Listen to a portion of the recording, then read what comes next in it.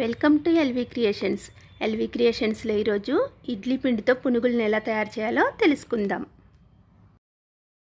మనం ఎప్పుడైనా ఇడ్లీలు వేసుకోగా కొంచెం పిండి మిగులుతుంది కదా, అలా మిగిలిన పిండితో పునుగుల్ని తయారు చేస్తే చాలా బాగుంటాయి.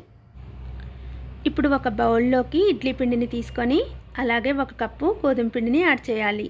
ఇలా యాడ్ చేసిన తర్వాత రుచికి సరిపడా ఉప్పు, అలాగే చిటికెడు వంట సోడా వేసి కొద్దిగా వాటర్ యాడ్ చేసి దోసపిండి కోసం కలుపుకుంటాం కదండి, ఆ కన్సిస్టెన్సీ కంటే కొంచెం గట్టిగా కలిపి పక్కన పెట్టుకోవాలి.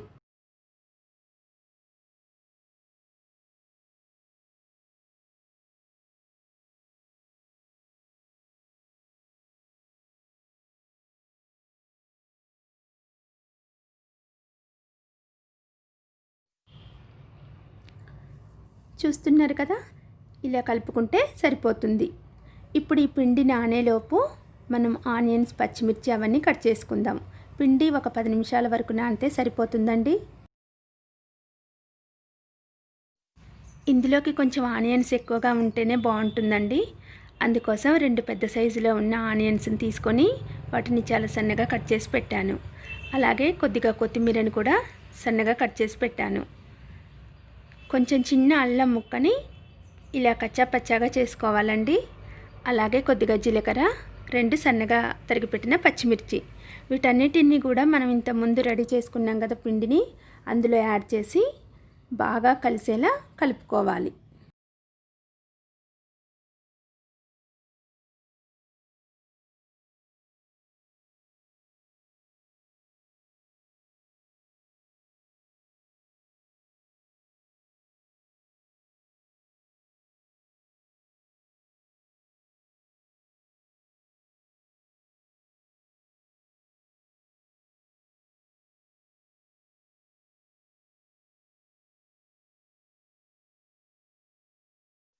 పిండిని మొత్తం ఇలా కలిపిన తర్వాత మనం పునుగులు వేసుకుంటాం కదా, ఆ పునుగుల ప్యాన్ తీసుకొని అందులో జస్ట్ 2-3 డ్రాప్స్ ఆయిల్ వేసి ఈ పిండిని అందులో యాడ్ చేయాలన్నమాట.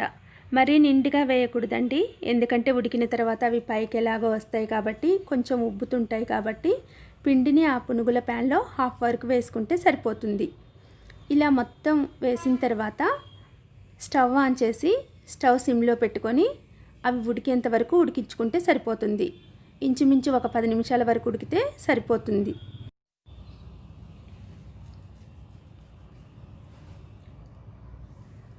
అవి ఉడికిన తర్వాత ఇది మనది నాన్ స్టిక్ ప్యాన్ కదండి, అవి సపరేట్ అయ్యి ఉంటాయి అన్నమాట. అప్పుడు మనకు అర్థమైపోతుంది.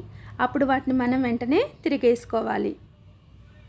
ఇలా అన్నిటిని తిరిగేసుకున్న తర్వాత జస్ట్ ఒక 1 మినిట్ వరకు స్టవ్ మీద ఉంచేసి స్టవ్ ఆఫ్ చేయాలి.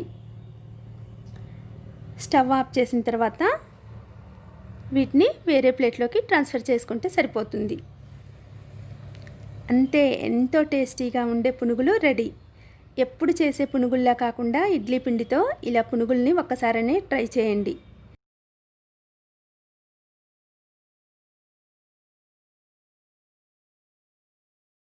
ఈ వీడియో చూసినందుకు మీకు ధన్యవాదాలు. ఈ వీడియో నచ్చితే లైక్ చేయండి, షేర్ చేయండి. మరిన్ని వీడియోస్ కోసం మా ఛానల్ సబ్స్క్రైబ్ చేసుకోండి.